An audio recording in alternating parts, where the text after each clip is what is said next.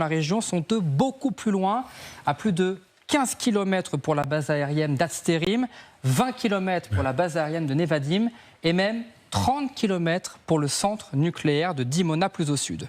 Le deuxième élément qui accable l'Iran, c'est que le régime vise régulièrement des civils israéliens depuis une semaine, même si les frappes ne sont pas aussi symboliques que l'hôpital. Ce matin encore, plusieurs bombardements ont ciblé des quartiers résidentiels de Tel Aviv, notamment à Holon, ou la ville de Ramat Gan, quelques kilomètres plus loin. Au total, plus de 140 personnes ont été blessées. Et puis, dernier élément troublant, David, cette vidéo est apparue sur les réseaux sociaux quelques minutes seulement après le communiqué des gardiens de la Révolution. Un montage qui laisse entendre et qui laisse voir que l'hôpital visé abriterait en sous-sol une base militaire de Tsahal avec des chars de combat et des soldats de Tsahal, comme si Israël appliquait les méthodes du Hamas à Gaza. L'image a été relayée des dizaines de milliers de fois sur les réseaux, partagée même parfois par des médias affiliés au régime iranien. Alors évidemment, tout est faux, il n'y a aucune base militaire de Tsahal sous l'hôpital, mais disons-le clairement, après vérification, rien ne permet d'affirmer avec certitude que cette vidéo émane des agents du régime iranien. C'est ça, la ficelle aurait sans doute été un peu grosse.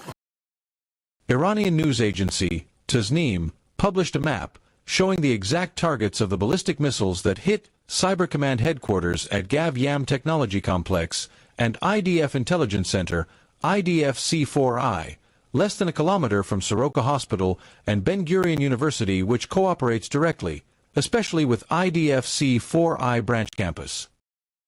Thus, it becomes clear that this morning on June 19th, Iran did not target nor did it attack Soroka Hospital in Beer Sheva, southern Israel, Tasnim explained. At the time of Iranian strikes, the Gav Yam Technology Complex is the center of Israeli military communications, control, and intelligence, housing thousands of Israeli soldiers who were responsible for processing intelligence data and cyber operations. These facilities, which are Iranian main targets, are completely destroyed. The missiles precisely hit nearby military targets, but the hospital received a shock wave without suffering serious damage from inside the building.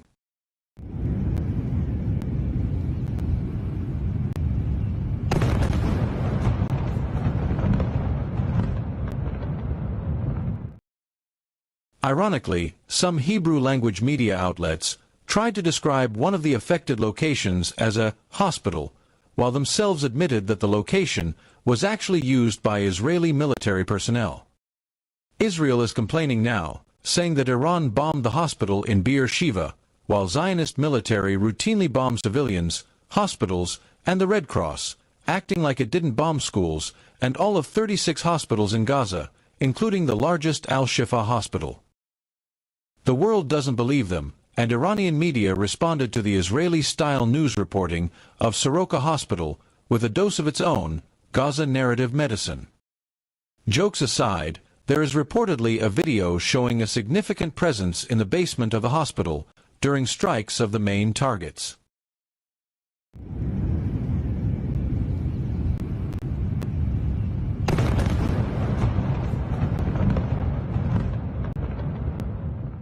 Elle a été très efficace et donc elle a su affaiblir les capacités d'attaque des Iraniens. Il y a un gros doute sur sa capacité à cibler de manière très directe. Mais pourquoi, à nouveau, est-ce qu'ils ne le feraient pas aujourd'hui? Je ne pense pas non plus qu'ils ont des états d'âme à le faire. Mais pour vous, Israël a ciblé... C'est pas chercher délibérément à tuer des civils en Iran? Mais c'est pas pour moi. Ils ont attaqué des pâtés de maisons, des immeubles avec des résidents. Et puis, je suis désolée, sans mauvais jeu de mots, c'est un peu l'hôpital qui se fout de la charité. Vous savez, Israël, ça fait des années qu'il bombarde et qu'il cible, pour le coup, des hôpitaux en disant il y a le Hamas dedans, il y a le Hezbollah dedans. Sauf que le droit international est clair. Donc aujourd'hui, on est dans cette situation où... Le Rym ne peut pas dire ça. Il est interdit pour une force armée de se réfugier dans un hôpital. Terminez, Rym. Rym termine et vous réagissez. Rym termine, vous réagissez. Terminez, Rym. Je termine ma phrase. Ce gouvernement israélien, malheureusement, avance beaucoup de choses sans en donner des preuves. C'est comme on peut revenir sur pourquoi aujourd'hui ils ont attaqué l'Iran, pourquoi ils l'ont attaqué jeudi, pourquoi ils l'ont pas attaqué demain ou dans une semaine. Ils disent que c'est parce que l'Iran était une menace imminente. Et on n'a aucune preuve que c'est le cas. Par contre, on sait qu'il y avait 2 grosses initiatives diplomatiques qui voulaient absolument détruire, qu'ils ont fait. La première initiative diplomatique, c'est l'américaine avec les Iraniens. Et la deuxième, c'est la franco-saoudienne sur la reconnaissance de l'État de Palestine. Voilà. Jean, alors, qu'est-ce qui... D'abord, le droit international ne dit pas qu'on peut pas taper... Qu'est-ce qui vous fait réagir ? Le droit international n'a jamais dit qu'on ne peut pas taper un hôpital ou une école. À partir du moment où vous avez un objectif militaire, donc des combattants sont dissimulés dans un hôpital ou dans une école, évidemment, ça devient une cible militaire légitime. Ça a toujours été comme ça dans toutes les guerres, avant la Seconde Guerre mondiale, après la Seconde Guerre mondiale. J'aimerais que vous me montriez une seule convention internationale qui l'interdit. Parce que sinon, ça serait tout, ça serait extrêmement... Et ça serait à chaque fois qu'un hôpital a été ciblé. C'est vrai qu'il faut mieux croire le Hamas que de croire Israël qui est une démocratie. Je ne te permets pas de dire ça. Je ne te permets pas de me dire ça. Je termine. Oui, mais je termine simplement. Ça là-dessus, c'est vrai.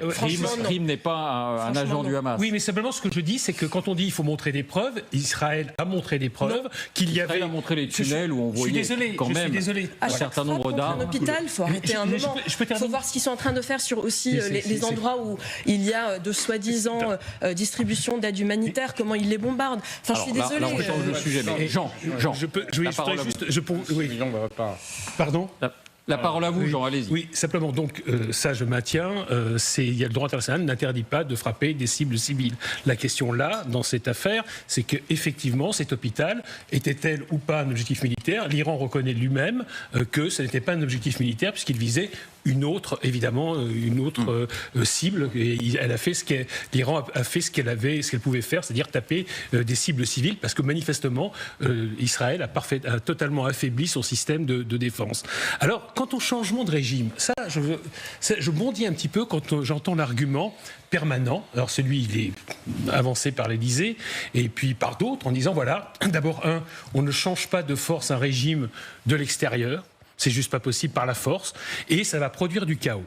Alors, sur l'argument du chaos, je dois dire que plus chaotique que l'Iran aujourd'hui, là, j'avoue que ça me surprend. Je ne savais pas que l'Iran était un facteur de stabilité mondiale, que l'Iran ne fournissait pas des armes à la Russie pour taper des cibles civiles en Ukraine. Je ne savais pas que l'Iran n'entretenait pas des groupes terroristes à travers la planète. Pardonnez-moi de vous interrompre, on évoque un risque de guerre civile. Oui, mais parce qu'il y a une minorité kurde importante, une minorité baloutche, I never fully appreciated the German word Schadenfreude until Iranian ballistic and hypersonic missiles slammed into Tel Aviv over the weekend.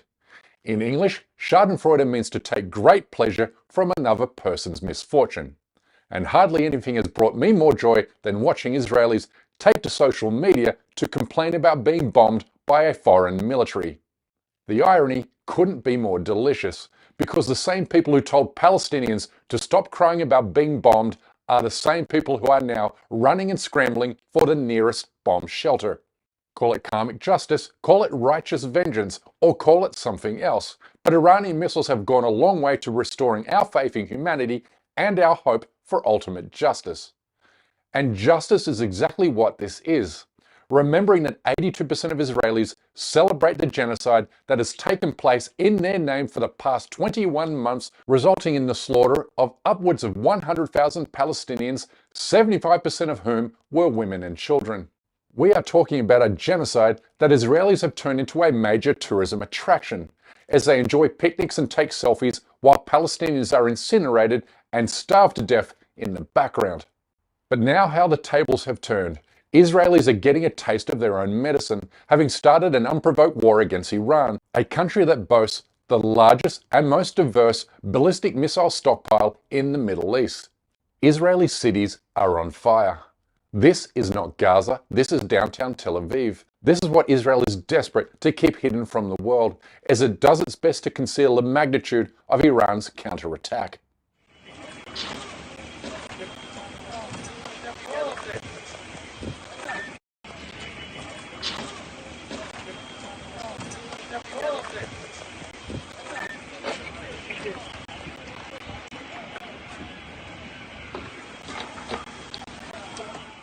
What Israel really doesn't want you to know is that its much vaunted Iron Dome air defense system completely failed against Iran's third wave of attack on Sunday evening.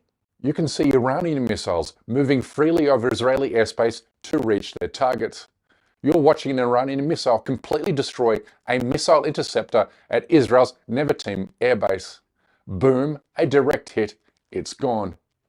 And now, you're watching a ballistic missile slam into Israel's equivalent of the Pentagon, the Ministry of Defense building, a direct hit that Zionist-controlled media outlets refuse to report.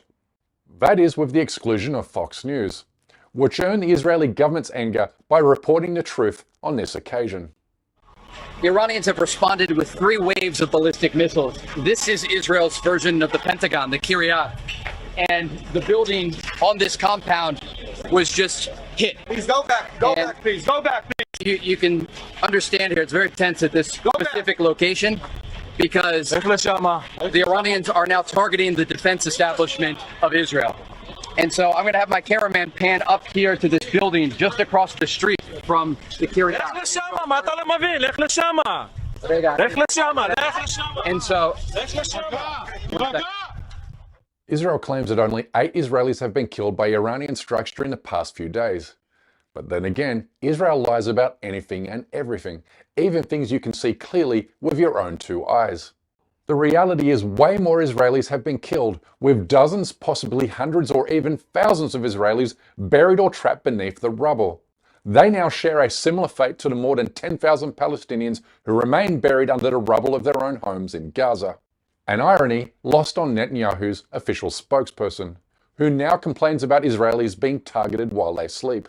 Maybe somebody should tell him that 50% of all Palestinians killed in Gaza during the past week were killed while sleeping in tents, as others are murdered while lining up for food and humanitarian aid. Israel is finding out the hard way that it's far more difficult to fight against the military of a nation state than it is to kill starving children in an open-air prison.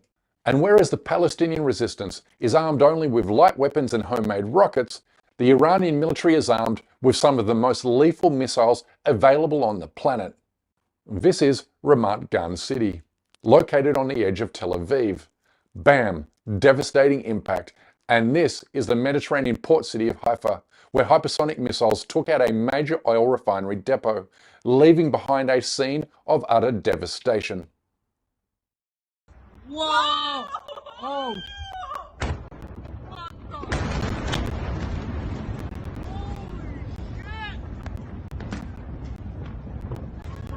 No!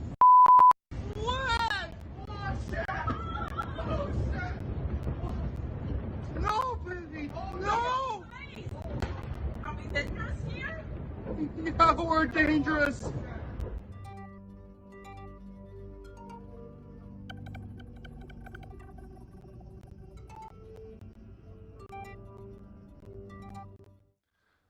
This is Tel Aviv, where missiles are slamming into Israeli targets with relative ease.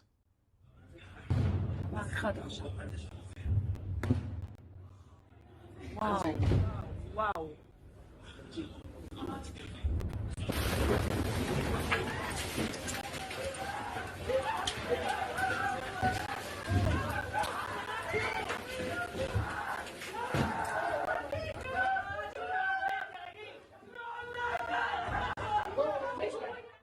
A spokesperson for Israel's foreign ministry did the rounds on British television to relay how difficult it was for him to explain to his 9-year-old daughter why they had to rush to a bomb shelter during the middle of the night. Which begs an obvious question. Is this his 9-year-old daughter? Did she write her name on a bomb that killed Palestinian children? You see, unlike Israel, Iran is not deliberately targeting civilians, which even Israeli military acknowledges to be true, saying that 90% of Iran's missiles are fired at Israeli military sites. And because every Zionist accusation is a confession of wrongdoing, it falsely accused Hamas of hiding beneath hospitals in Gaza, while Israeli soldiers construct a new military command base underneath Tel Aviv's